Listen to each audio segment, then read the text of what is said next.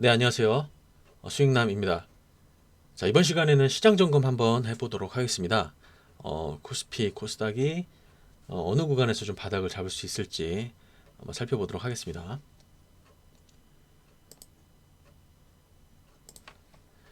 자, 오늘 증시 굉장히 많이 조정을 받았어요. 한번 시장 먼저 한번 볼게요. 일단 해외 시장 먼저 확인하도록 하겠습니다. 어제 다우존스는 그렇게 큰 하락 마감은 하진 않았거든요. 다우존스는 최근까지도 신고가 행진을 지속적으로 보여주었던 그런 상황이었고, 이제 나스닥이 조금 많이 빠졌었죠. 나스닥이 좀 빠지긴 했지만 어제 좀 좋은 뉴스가 나오면서 장중에 낙폭을 대부분 만회하면서 이렇게 끝나서 오늘 우리 시장도 조금 나쁘지 않을 거다라고 생각은 했는데 생각보다는 조금 생각보다 좀 많이 빠진 편이죠. 일단은 미국 시장도 나스닥이 조정을 받긴 받았죠. 그리고 뭐 일본 시장 같은 경우에도 지금 고점 대비해서 좀 빠진 상황이고 대만도 조금 빠졌죠. 그리고 유럽 증시도 조금의 조정은 있었어요. 유럽 증시도 조금의 조정은 있었고 중국 증시도 조금 조정이 있었습니다. 그러나 우리나라는 보시는 것처럼 지수가 좀 과도하게 많이 이렇게 좀 빠진 모습이 있었죠. 그동안 우리나라 증시가 글로벌 OECD 회원국의 증시에서 가장 높은 상승률을 기록했었던 최근에 증시였기 때문에 아무래도 이제 그런 부분에 대한 하락폭이 더 있었던 게 아닌가 싶습니다. 코스피 같은 경우에는 지금 600, 900선이고 그리고 코스닥 같은 경우에는 900선이고 코스피 같은 경우에는 2000, 오늘 3000선이 깨졌어요. 그래서 왜 이렇게 지수가 하락을 하는지 한번 봐야 되고 또 어디까지 하락이 이어질지를 일단 우리가 예측을 좀 해봐야 되는 그런 상황인 것 같아요. 자, 먼저 이번 하락이 왜 이렇게 하락이 진행이 되는지에 대해서 몇 가지 좀 말씀을 드리겠습니다. 이렇게 시장이 상승을 하면 자, 여기서 봤을 때 2280에서 3260까지 거의 1000포인트 가까이 상승을 했어요. 쉬지 않고 상승을 했습니다. 그것도 단 한 2개월 만에 이렇게 상승을 했습니다. 그래서 지금 조정이 어떻게 보면 상승분에 대한 어떤 자연스러운 조정 구간이기도 해요.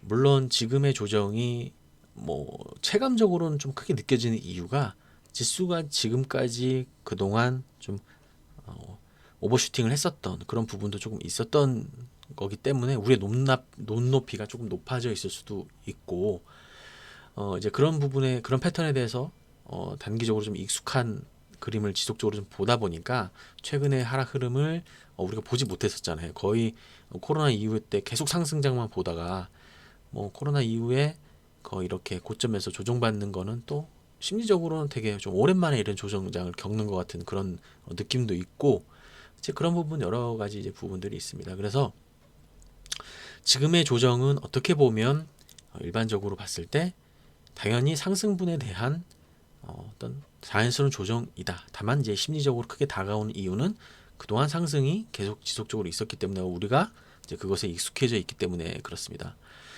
물론 여러 가지 이유가 있다고 해요. 지수 하락하는데 미국 채권 금리가 상승을 하고 있고 인플레이션 우려가 있어서 금리를 인상을 해야 된다라는 부분도 있고 뭐 여러 가지 부분이 있을 수 있는데 이걸 이렇게 해석을 하시면 됩니다. 주가가 이렇게 상승을 했을 때는 항상 조정의 빌미를 찾게 되고요.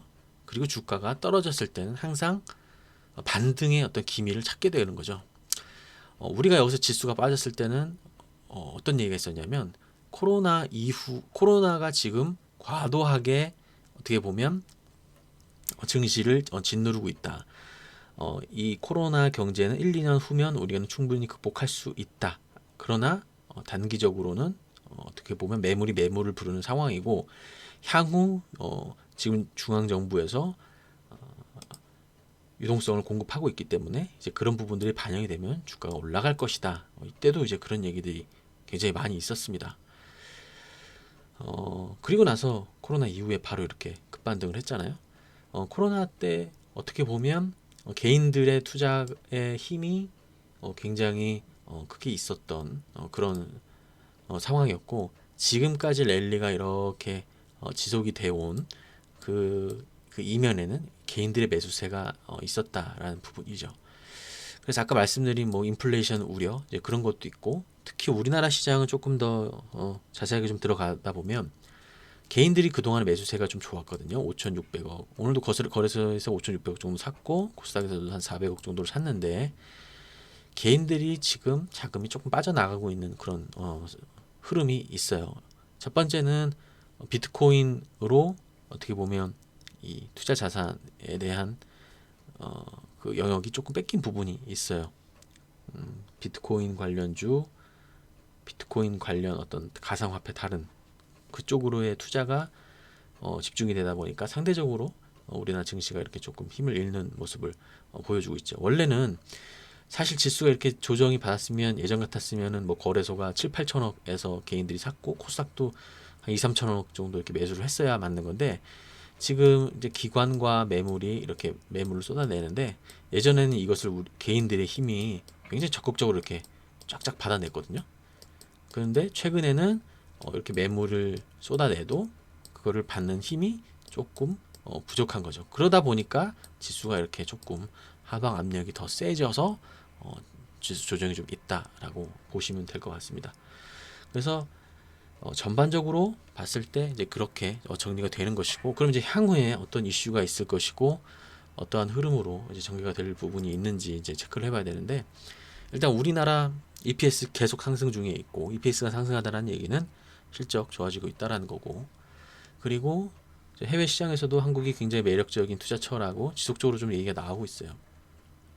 그리고 우리나라 같은 경우에는 어떻게 보면 미래 산업에 대한 어떤 포트폴리오를 다양하게 가지고 있는 회사예요. 인터넷도 마찬가지고, 그리고 뭐 2차 전지 배터리도 있고 바이오도 있고요. 그래서 우리나라는 세계 시장에서 얼마 안 되는 이러한 미래 산업 분야에 대한 종목들, 그리고 기존의 가치주였던 자동차, 화학 이런 종목들이 어떻게 보면 성장주로 이제 변모하는 과도기이거든요. 예전에 주식을 분석을 할 때 현대차 같은 종목은 사실 실적을 보고 지금 뭐 이 정도 실적 대비 지금 숫자가 이렇게 나온다. 그래서 이 정도는 오버밸류에이션이다, 언더밸류에이션이다, 뭐 이런 식으로 항상 분석을 했는데, 지금 현대차가 어제도 보셨다시피 아이오닉 5가 이제 발표가 됐죠. 그래서 아이오닉 5가 발표가 되고 본격적으로 전기차 시장에 뛰어들었는데, 현대차가 어떻게 보면 이제 기존의 자동차주들이 가치주였던 자동차들이 성장주로 변모하는 그런 과정을 겪으면서 주가가 이렇게 급등을 했잖아요. 그리고 그 전에 없었던 뭐 급등도 있었어요. 뭐 그때 한번 애플이 참여한다고 했을 때 현대차가 20% 가까이 오르고 현대모비스도 엄청나게 상승을 했잖아요. 그러한 역동성이 지금 이제 좀 있었고, 이제 그런 부분들이 이제 좀 뒷받침되다 보니까 지금은 잠시 조정기이긴 하지만, 이제 우리나라 시장에 대한 여러 가지 어떤 그런 좋은 부분들, 그리고 포트폴리오 이런 것들을 봤을 때 지금 조정은 그냥 자연스럽게 받아들이시는 게 좋을 것 같습니다. 지금 조정은 일단은 자연스럽게 받아들이고, 이 조정 이후에는 반드시 또 상승 구간이 나올 수 있다는 거죠. 이미 3천선 이하로 깨졌기 때문에, 예를 들어서 지수가 한 2000대 후반까지 해서 좀 간다면 점차 이제 공감대가 형성이 되냐, 어떤 공감대가 형성이 되냐면 이제 경기 회복이 곧 될 거고, 그리고 당분간 금리 상승이 없을 것인데, 그렇게 되면 기업들의 실적들이 지금까지 뭐 있었던 기업들의 실적, 경제 성장률 이런 것들이 이제 반영이 됐을 때 앞으로 경기 회복은 확실한 것인데 지수가 오르지 않겠느냐, 그런 어떤 경기 회복 기대감에 비해서 지금 지수가 조금 많이 상승하지 못한 그런 상황이다라는 그런 인식이 서로 맞물리게 된다면, 아무래도 다시 저가 매수가 유입이 되면서 다시 한번 또 활기를 찾아 들어갈 수가 있어요. 3천선 깨졌다고 해서 이게 뭐 하락의 전조다, 절대 그렇지 않습니다. 예전과는 좀 다른 어떤 그런 상황이죠. 예전 같으면 항상 코스피가 박스피라고 해서 몇 년간의 그런 박스피가 사실 있었잖아요.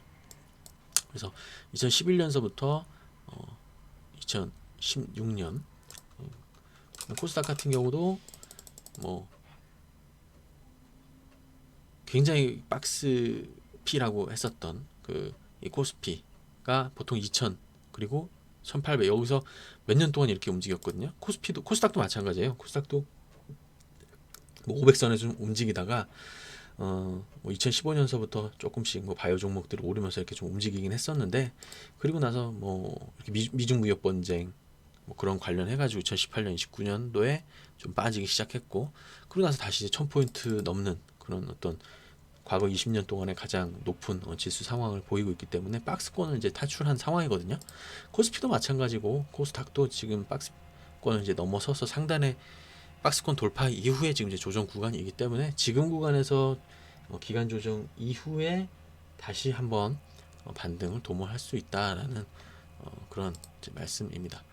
자, 일단은 자 대형 종목도 한번 살펴볼게요. 삼성전자도 뭐 10만 원 넘어간다고 했었는데 결론적으로 8만 원까지 거의 이제 조정이 왔고, SK 하이닉스 같은 경우에는 크게 조정은 없었는데 그럼에도 불구하고 오늘 신고가가 나왔어요. 이 종목군 신고가 나오고 장중에 좀 밀리긴 했습니다만 아직까지 살아 있다라는 거는 그만큼 반도체는 뭐 워낙 뭐 좋은 그런 섹터이다 보니까 이제 그런 것이고, LG화학 같은 경우에는 최근에 뭐 배터리 리콜 관련해서 조금 그런 얘기가 있다 보니까 조금 이제 영향을 받는 것 같아요. 그럼에도 불구하고 일단 많이 상승했기 때문에 이제 그런 부분도 조금 있었고, 그리고 뭐 네이버 같은 종목들도 최근에 오늘 같은 경우는 좀 조정이 있었지만 뭐 오늘 제외하고는 그래도 뭐 고가권에 있었습니다. 그리고 삼성 SDI 같은 종목도 LG화학과 마찬가지로 좀 조정이 있었죠. 뭐 다 종목들이 어느 정도 조정은 조금 있어요. 지금 뭐 주가 상승 대비해서 아까 보시는 것처럼 지수하고 비슷하게 흐름을 이제 볼 수가 있는데, LG전자 같은 경우도 굉장히 많이 상승 이후에 오늘 좀 급락이 나오긴 했지만 점차 이제 바닥 잡아가는 그런 과정을 겪지 않을까라고 조심스럽게 예측을 하고 있습니다. 자, 그래서 지금 같은 경우에 그럼 어떻게 대처해야 되느냐, 어떠한 포지션을 취해야 하느냐라는 질문을 하실 수가 있는데, 자, 이 코스닥 보시면 지금 이제 900선이 이제 거의 왔어요. 그러면 앞으로 추가적으로 지금이 위치가 어떻게 되냐면 지금 이렇게 하락이 진행이 되고 있으니까요. 하락이 어디까지, 여기가 지지선이 될지, 여기가 지지선이 될지, 그리고 여기가 지지선이 될지는 아무도 모르죠. 그래서 이렇게 하락이 진행 중일 때, 지금 여기 한가운데 있고 하락이 진행 중일 때는 어디까지 하락이 진행이 되는지 일단 확인을 해야 됩니다. 그러니까 확인해야 된다는 거는 어디서 이제 멈추는지. 제가 봤을 때는 900선에서 1차적으로는 좀 이렇게 반등의 어떤 기미가 좀 보여야 된다라는 그런 기대감이 있는데, 또 모르죠. 800 후반까지도 빠질 수도 있으면 뭐 그때까지 지속적으로 빠지면 그만큼 저가 매수 기회가 온다라고 생각을 하시고 기다리시면 될 것 같습니다. 그래서 하락은 지속적으로 매물을 부르는 상황이 발생이 될 수 있으니까 하락이 급하게 진행될 때는 조금 매수를 자제하시는 게 좋고, 하락 이후에 어느 정도 반등 구간이 나왔을 때, 그리고 거기서 가격이 어느 정도 유지가 되는 시점에서 다시 한번 상승 흐름이 이렇게 나올 수 있는 거죠.